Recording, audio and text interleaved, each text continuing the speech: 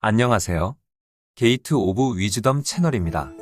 이번에 소개해드릴 도서는 고요할수록 밝아지는 것들입니다. 지은이는 혜민 스님이고 펴낸 곳은 수호서재입니다. 지은이에 대해 설명을 드리겠습니다. 혜민 스님은 따뜻한 소통법으로 많은 이들에게 위로와 용기를 전달하는 동네 스님입니다. 혼자 힘들어하지 마세요. 라는 취지로 여러 선생님과 함께 마음치유학교를 서울 인사동과 부산 센텀에 설립해 치유와 성장, 영성을 밝히는 수업들을 꾸준히 해오고 있습니다.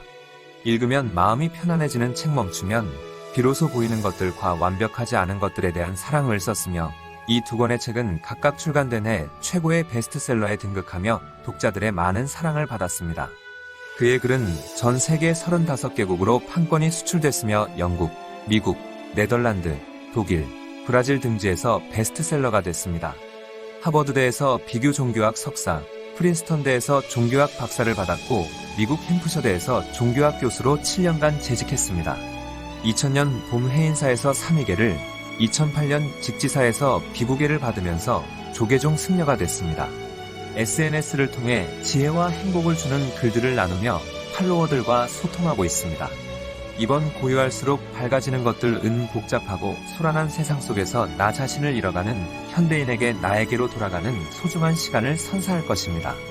그럼 책 속으로 들어가 보겠습니다. 내 안의 고통에 먼저 귀 기울이세요. 마음이 과거의 기억이나 미래의 불안에 머무르려 할 때 나는 현재 내 몸의 느낌에 집중한다. 지금 내 어깨가 어떤 느낌인지, 혹시 뭉치고 긴장돼 있는 건 아닌지, 지금 내 배와 가슴은 어떤 느낌인지 주의를 내 안으로 돌려 몸 전체를 한번 쭉 살펴본다. 그렇게 하면 과거와 미래를 넘나들던 생각에서 빠져나와 마음이 현재에 머물게 된다. 아무리 바쁘고 괴로워도 현재의 마음을 온전히 두면 그렇게 바쁘지도 괴롭지도 않다. 아무리 과거를 후회하고 아직 일어나지 않은 미래의 일을 불안해해도 사실 마음만 어지러울 뿐 어차피 이미 지나간 과거의 일을 바꿀 수도 일어나지 않은 미래의 일을 지금 마음대로 조정할 수도 없다. 이렇게 몸의 감각을 통해 고요한 현재로 돌아오는 습관을 들인 것은 틱나탄 스님의 가르침 덕분이다. 몇 년 전 세계적인 평화 운동가이자 영적 스승인 틱나탄 스님께서 한국을 방문하셨을 때 감사하게도 스님 법문을 통역하는 소임을 맡게 되었다. 당시 세수 88세이심에도 스님께서는 하루도 빠짐없이 대중들을 위한 가르침을 주셨다. 곁에서 뵌 스님은 평화롭고 자애로운 큰 소나무와 같아서 곁에 있는 내 마음 또한 스님의 넉넉한 그늘 아래서 편안하고 고요해졌다. 특히 스님께서 걷기 명상을 하시며 한 걸음 한 걸음 내디디실 때마다 마음이 온전히 지금 이곳에 있음을 곁에서 느낄 수 있었다. 수행이란 본래 그렇게 신비한 것도 복잡한 것도 아니며 우리 가까이에 있는 친숙한 것이라는 사실을 몸소 보여주시는 듯했다. 스님의 법문 중 가장 인상 깊었던 것은 마음 수행이 깊어질수록 관계의 회복이 가능해진다는 말씀이었다. 흔히 수행이라고 하면 혼자 깊은 산속에 들어가 세상과 단절된 채 돌을 닦는 것이라 생각한다. 하지만 진정으로 마음 수행이 잘 되고 있다면 가까이 있는 사람들과 어긋났던 관계가 수행의 결과로 회복되어야 한다.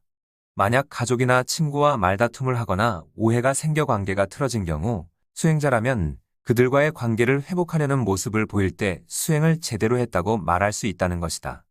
스님의 이러한 현실적인 수행과는 깊은 사유에 근거하고 있다.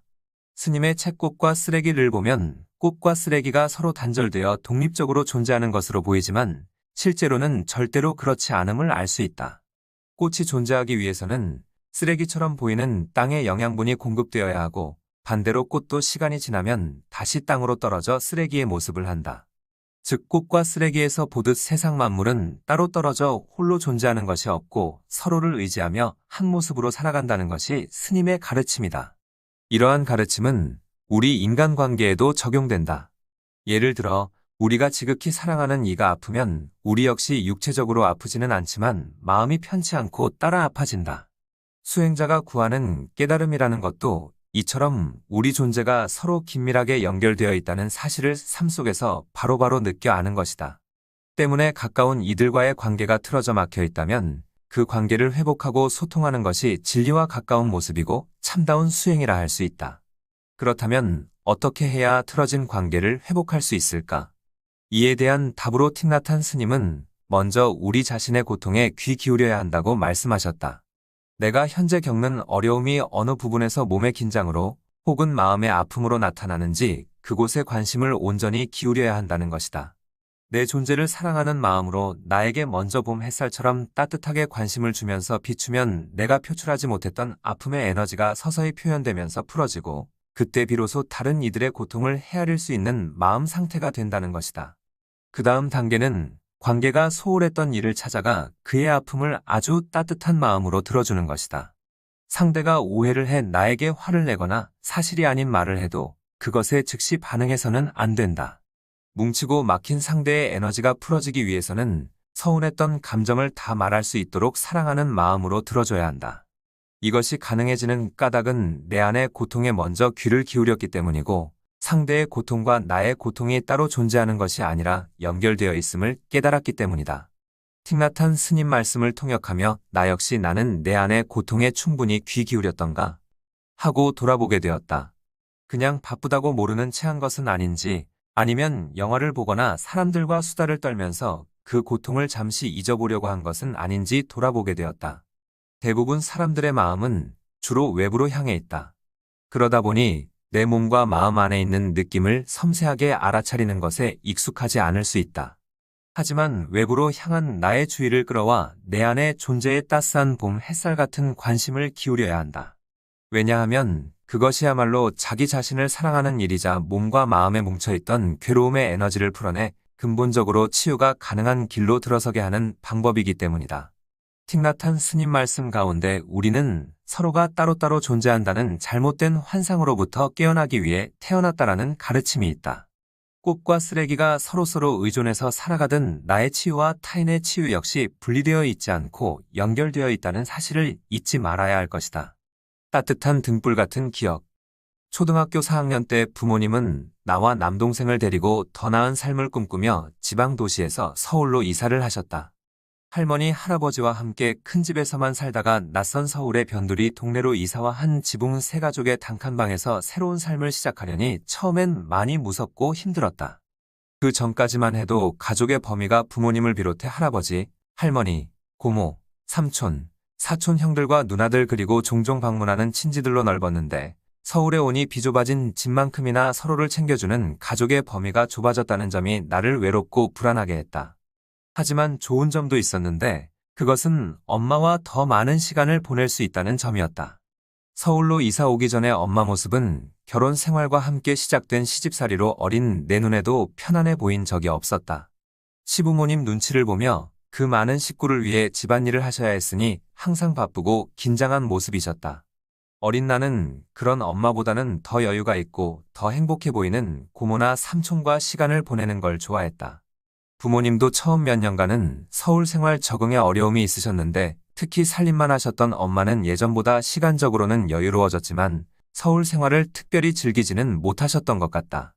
다만 나와 내 동생이 학교에서 돌아올 때쯤이면 엄마는 항상 삶은 옥수수나 소보로빵 같은 간식을 준비해 놓으셨는데 그것은 아마도 엄마에게 낮 시간 동안에 가장 즐거운 일거리이지 않았나 싶다. 간식거리가 떨어지면 엄마와 나는 이런저런 물건도 살 겸 일주일에 한두 번씩 집에서 걸어서 20분 정도 거리에 있는 근처 시장으로 향했다. 시장 안에는 새로 생긴 큰 슈퍼마켓이 있었는데 동네 구멍가게와는 달리 평소 볼 수 없는 신기한 물건들이 많았다. 어느 순간부터 나는 엄마와 함께 장을 보러 가는 시간을 손꼽아 기다리기 시작했다. 왜냐하면 엄마와 같이 장을 보러 걸어가는 동안 나는 학교에서 있었던 일들을 엄마에게 이야기할 수 있었고 그렇게 엄마와 많은 대화를 나눌 수 있는 시간이 좋았다. 장을 보고 돌아오는 길에는 제법 무거운 장바구니를 엄마와 나눠 들곤 했는데 마디로써 엄마를 도울 수 있다는 생각에 마음이 뿌듯했다. 한 집에서 살고 매일 얼굴을 보는 가족이지만 그 가족 구성원 중 어느 누구와 밖에서 따로 만나 시간을 보내는 것은 완전히 다른 느낌을 준다. 특히 나이가 어린 아이의 경우 엄마나 아빠 한 사람과 따로 밖에서 만나 무언가를 같이 하면서 아이의 말을 관심 있게 잘 들어주는 것은 아이에게 아주 특별하고 소중한 추억으로 남는다. 지금은 누가 나에게 쇼핑하러 같이 가자고 하면 손사래를 치며 도망가겠지만 어렸을 때 엄마와 슈퍼마켓을 돌며 물건들을 구경하는 일은 상당히 재미있었다.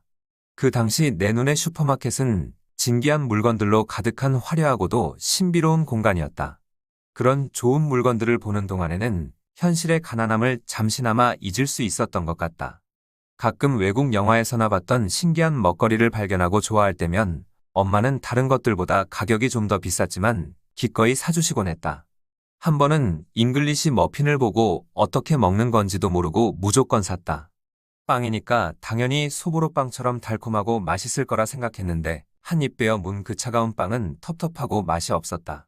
잉글리시 머핀은 토스트를 해서 버터나 잼을 발라 먹어야 맛있다는 것을 안 것은 몇 년이 지난 후였다. 또 한 번은 레몬을 사서 집으로 가지고 와 귤처럼 까먹으려다가 잘 까지지도 않고 맛도 너무 쉬어서 그냥 버렸던 기억도 있다. 하지만 성공한 경우도 있는데 팝콘을 만들어 먹을 수 있다는 옥수수 재료를 사다가 프라이팬에 기름을 둘러 팡팡 튀겨진 팝콘을 동생과 함께 정신없이 먹었을 때다. 참 맛있고 행복했다. 초등학교를 마치고 중학교에 진학할 무렵 부모님은 단칸방 생활을 정리하고 방 2칸짜리 월세로 집을 옮겼다. 자연스레 엄마와 같이 장을 보러 가는 시간도 사라졌지만 다행히 엄마는 아버지나 자식들을 위하는 시간이 아닌 엄마만의 삶을 수영과 같은 운동을 통해 찾으셨다. 결혼 전 해군을 나온 아버지 수영 실력에 반하셨다는 엄마는 막상 몇 년 당신이 수영을 배우고 나서 보니 아버지 수영 실력이 동네 도랑에서 막 배운 기본기 없는 수영이었다며 같이 배꼽을 잡고 웃었던 기억이 있다. 내가 미국에서 교수로 일할 때 한국에서 들어온 원고 청탁을 거칠고 부족한 솜씨임에도 응한 이유는 글쓰기가 승려로서의 삶을 깊이 관조하고 나를 탁마하는 데 도움이 될 거라는 생각도 있었지만 한편으론 어머니 생각 때문이었다. 오랜 기간 외국에 나가 생활하며 자주 소식을 전하지 못한 죄송함과 덜컥 승려가 되어 더욱 먼 길을 떠나버린 아들로서의 죄송함 때문이었다. 어머니는 승려가 되어 다른 나라에서 살고 있는 아들의 글이 신문이나 잡지의 작은 지면에 실리는 것을 먼 곳에서 붙인 편지 기다리듯 기다리셨다.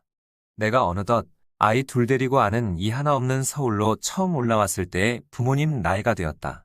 일요일 법회가 끝나고 사찰의 마당에서 뛰어놀고 있는 초등학생 아이들을 보니 엄마와 장 보러 같이 걸었던 행복했던 시간이 문득 떠오른다. 이런 소소하지만 행복한 기억은 살면서 힘들 때마다 꺼내어 볼 수 있는 우리 영혼의 따뜻한 등불이 되는 것 같다. 우리는 늘 행복할 수는 없지만 순간순간 행복했던 기억의 힘으로 살아간다. 엄마라는 직업은 출퇴근이라는 것이 없는 세상에서 가장 힘들면서도 잘 알아주지 않는 일. 하지만 나를 성숙시키면서도 큰 보람이 있는 존귀한 일. 세상에는 한 명의 가장 예쁜 아이가 존재하고 세상 모든 엄마들은 지금 그 아이를 키우고 있다. 중국 속담. 아이의 미소는 어른들의 복잡한 생각들을 멈추고 치유하는 힘이 있어요. 힘든 처지라도 부모가 당당하고 유머가 있으면 아이는 자존감 높고 행복한 아이로 자랄 수 있어요. 반대로 아무리 잘난 부모라 해도 아이의 어떤 부분을 부끄러워하면 아이는 다 잘해도 어른이 되어서 심리적인 문제로 힘들어합니다. 아이에겐 사랑이 가득한 작은 집이 사람 냄새가 느껴지지 않는 큰 궁전보다 훨씬 좋습니다. 성격이 강한 부모가 아이에게 묻지도 않고 마음대로 결정해서 이거 해라 저거 해라 강요하면 아이는 그런 부모를 사랑하면서도 미워하게 됩니다. 부모의 보호가 달콤하면서도 속박으로 느껴져 툭하면 왕짜증 내지요. 아이는 부모님 때문에 힘들어 반항하는데 그런 아이를 억지로 데리고 와 저를 만나게 하면 상황만 더 안 좋아져요. 지금 변해야 하는 것은 아이가 아니고 부모인데 부모는 변할 생각이 없고 애만 제발 좀 바꿔달라고 하네요. 우리가 다른 사람들의 일에 지나치게 간섭하는 것은 어쩌면 자신의 삶을 충실히 살고 있지 않기 때문일지 모른다. 자신의 삶을 사는 것은 용기가 필요하지만 남 인생 간섭하는 것은 입만 있으면 된다. 그 사람을 위한다면서 마음대로 결정해서 해주는 일들.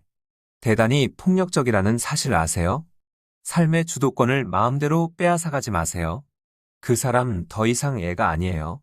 내 의도는 순수하고 좋았지만 상대에게 도움은커녕 해를 주는 경우가 있습니다. 이것은 나에게 좋았으니까 상대에게도 좋을 것이라는 착각에서 비롯합니다. 그러니 무언가를 해주기 전에 꼭 물어보세요. 이걸 원하는지, 원하지 않는 것을 주는 것은 그에겐 백해무익입니다. 사랑한다고 말만 하지 말고 상대가 원하는 것을 해주세요. 그러면 상대는 당신의 행동을 통해 사랑을 느낍니다. 말만 하고 행동에 변화가 없으면 그건 상대는 안 보고 자기 감정에만 빠져 있는 거예요. 사람이 갈수록 사나워지는 건 사랑과 관심을 받지 못해서 그래요. 가까운 사람이 나날이 사나워진다면 사랑과 관심이 부족한 것은 아닌지 살펴주세요. 나보다 다른 형제를 더 사랑한 엄마. 지금 와서 사랑과 관심을 더 달라고 해도 변명만 하시지 변하지 않아요. 엄마를 변화시키려 하지 말고 나를 변화시켜야 해요. 이 세상엔 공짜가 없습니다. 아무리 부모 자식 사이도 돈을 주고받으면 그 안에는 무언의 기대와 간섭이 딸려옵니다. 간섭받기 싫으면 받지 마세요. 연로하신 부모님을 간호할 때 기억해 주세요. 우리도 어렸을 땐 무리한 요구를 자주 하고 이미 했던 질문을 하고 또 하고 했던 것을요. 부모님도 본인 삶을 살고 싶으셨을 텐데 나 때문에 희생하셨던 시간이 있어요. 부모님은 이미 우리를 위해 하셨는데 우리는 지금 어떤가요? 시부모님이나 장인, 장모님을 너무 모질게 대하지 마세요. 우리 아이들이 보고 있어요. 지금 내가 하는 대로 내가 나이 들고 힘없을 때 내 아이들이 똑같이 대해줄 것입니다. 사람들아, 그 벌레 함부로 죽이지 마라. 그 벌레에게도 자식들이 있을 수 있으니 직지사 팻말, 외모에만 이끌려 결혼하게 되면 나중에 큰 문제가 생길 수 있어요. 핸드폰 기계가 아무리 좋아도 일단 핸드폰을 구입하고 나면 기계 잘 안 봐요. 기계를 통해 나오는 콘텐츠만 봐요. 아내가 다른 사람과 다툼하고 있을 때 남편이 아내 편을 들지 않고 다른 사람 다 들리게 아내 탓을 하면 아내는 정말로 외롭고 서운합니다. 반대로 남편 지인들 앞에서 남편을 깎아내리는 말을 하는 아내, 마음이 조금씩 멀어집니다. 외모가 멋있는 사람보다 때와 장소에 맞게 말을 잘하는 사람이 오랫동안 사랑받습니다. 사람의 말투는 안타깝게도 셀카처럼 포토샵이 안 돼요. 한번 내뱉으면 예쁘게 바꿀 수가 없어요. 너를 일부러 서운하게 하려고 그랬던 것이 아니고 그 사람도 너무 바쁘고 잘 몰라서 그랬을 거야. 모든 것을 어떤 의도를 갖고 너한테 했다고 해석하지는 마. 나에게 스트레스를 주는 사람을 내 가슴 정가운데에 놓고 괴로워하지 말고 그 사람을 내 마음의 변방에 놓고 다른 즐거운 일에 몰두하세요. 그 사람을 자꾸 생각할수록 결국엔 나만 손해예요. 차라리 그 시간에 내가 좋아하는 일을 하면서 그 사람 잊어버려요. 누구를 미워하는 것은 내 마음속에 그 사람의 모습을 잊지 못하도록 새기는 일. 그래서 다음 생에 또 만나는 인연을 만드는 일. 다른 사람을 용서하는 것은 그래도 쉬워요. 나 자신을 용서하는 일이 참으로 어려워요. 특히 어렸을 때 받은 상처로 아직도 분노하는 내 안의 어린아이를 돌보지 않고 방치한 나 자신을 용서하고 치유하는 일. 과거 기억을 마음에서 놓아주는 일이 참 힘들어요. 자세히 관심을 가지고 보면 이 세상 어떤 대상이든 놀랍지 않은 것이 없습니다. 오랫동안 알았다고 해서 시시각각으로 변하는 대상을 내가 다 아는 것은 아니지요. 잘 모른다는 마음으로 가족을 바라보세요. 전에는 몰랐던 많은 부분들이 보이기 시작할 것입니다. 봄날은 간다. 3월에는 공기에서부터 봄을 맞는 설렘이 느껴진다.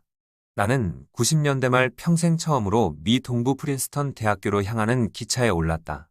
박사 과정에 합격한 후 학교 탐방을 가는 길이라 새로 만나게 될 인연에 대한 설렘과 기분 좋은 긴장감이 화사한 봄 날씨만큼이나 내 마음에 가득했다.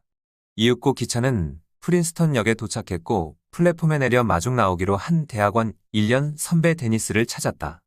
데니스는 나를 금방 알아보고 다가왔다. 나와 비슷한 키에 친절한 인상을 지닌 그는 마치 오래 알고 지낸 사람처럼 왠지 모르게 친근했다. 그도 나처럼 외국인으로 일본에서 오래 살았던 경험 때문이었는지 백인으로는 보기 드물게 동양적 정서를 잘 이해했고 한국에 대해서도 깊은 관심을 보였다. 학교 탐방 기간 2박 3일 동안 나는 데니스의 기숙사방에서 신세를 지며 박사 프로그램에 대한 많은 이야기를 나누었고 그의 세심한 답변과 좋은 환경 덕분에 이미 방문한 다른 대학원들보다 결국엔 프린스턴으로 마음을 정하게 되었다. 박사 과정이 시작되기 전 데니스는 다음 학기부터는 기숙사가 아닌 방 2칸짜리 대학원생 아파트로 옮길 계획이라며 혹시 아파트를 공동으로 쓸 생각은 없는지 물어보았다. 모든 것이 낯선 대학원 생활을 혼자가 아닌 데니스와 서로 도와가며 시작할 수 있다는 생각에 아주 흔쾌히 승낙했다. 우리는 새 학기가 시작하기 몇 주 전에 아파트로 이사를 해 같이 쓸 책상과 책장, 주방용품 등을 구입했다. 음식도 종종 같이 만들어 먹었으며 학교 안에서 하는 음악 공연에도 가고 주말에는 뉴욕 인근에 있는 내 은사스님 절에 가서 함께 법회에도 참석했다. 학기가 시작되기 전까지 우리는 많이 친해졌고 비록 기간은 짧았지만 아주 좋은 친구가 생긴 것 같아서 뿌듯했다. 하지만 학기가 시작되면서 데니스와 나는 각자의 수업 스케줄로 매우 바빠졌다. 나는 전공 외에도 예전부터 공부해오던 중국어와 일본어를 계속해서 공부해야 했고 데니스는 이전부터 배우고 싶었다는 한국어를 배우기 시작했다. 그러면서 자연스럽게 나는 데니스를 통해 일본에 대해, 데니스는 나를 통해 한국에 대해 더 잘 알게 되었다. 그런데 시간이 지날수록 서로의 생각이 많이 다르다는 사실을 알게 되었다. 예를 들면 한일 간의 민감한 이슈가 등장하면 밤늦게까지 열띤 토론을 벌였는데 그는 주로 자기의 전공 국가인 일본을 대변했고 나는 한국의 입장을 이야기하다 보니 벌일도 아닌데 이상하게 감정이 상하는 경우가 종종 발생했다. 보통 이런 경우에는 서로 며칠간 심리적 여유를 갖고 나면 아무 일도 아니었다는 걸 자연스럽게 알게 되고 원상복귀되는데 데니스와 나는 같은 공간에서 둘만 지내는 상황이다 보니 심리적 휴식 기간을 주기가 어려웠다. 더구나 아파트에서 학교 캠퍼스까지 주로 데니스 차를 얻어 타고 같이 이동하다 보니 그 어색함은 상당히 오래 지속됐다. 가족이 아닌 누군가와 함께 살아본 경험이 있는 사람들은 아마 다들 알 것이다. 공간을 나눠 쓰는 동거인과의 관계는 아주 사소한 것에서 삐끗하면서 어긋날 수 있다. 그냥 친구 관계였으면 전혀 문제되지 않을 일이 같이 살다 보면 은근한 스트레스 요소로 작용한다. 예를 들면 부엌 설거지나 집안 청소하는 법이 다를 수가 있고 아니면 방 안에서 틀어놓는 음악이나 선호하는 텔레비전 프로그램이 차이가 날 수 있다. 취침에 드는 시간이 비슷한지, 코를 골고 자는지 아닌지, 다른 친구들을 자주 데리고 오는지 아닌지 이 모든 것이 다 문제가 될 수 있다. 같이 살아보기 전까지는 아무리 둘도 없는 친구라 하더라도 어떤 지점에서 충돌이 일어날지 쉽게 예측할 수 없다. 차라리 아예 큰 절에 사는 스님들처럼 여러 대중이 함께 살거나 둘이 살더라도 서로 잘 모르는 사이라면 상대방의 삶에 침범하지 않는 예의와 적당한 무관심으로 일관할 수 있겠지만 잘 아는 사람끼리는 그럴 수도 없다. 나와 데니스의 미묘한 갈등은 정말로 내가 상상하지 못한 부분에서 또 발생했다. 당시 나는 밥을 지을 때 데니스도 먹을 겸 넉넉한 양을 해서 전기밥솥의 보온 기능을 활용했다. 보통 이틀이나 사흘치 밥을 했는데 이상하게도 데니스는 하루가 지난 밥은 절대로 입에 대지 않았다. 그 이유를 물어보니 아무리 보온이 잘 되어도 오래된 밥은 싫다고 했다. 그러다 보니 어느 순간부터 우리는 각자의 전기밥솥을 구해서 따로 밥을 해먹는 다소 황당한 상황이 벌어졌다. 결국 그와 나는 같은 아파트에서 살지만 예전처럼 서로 얼굴 보고 이야기를 나누며 같이 식사하는 일도 점점 드물어졌다. 가을 학기가 끝나고 두 번째 봄 학기가 시작될 무렵 데니스와 크게 언성을 높이는 일이 발생했다.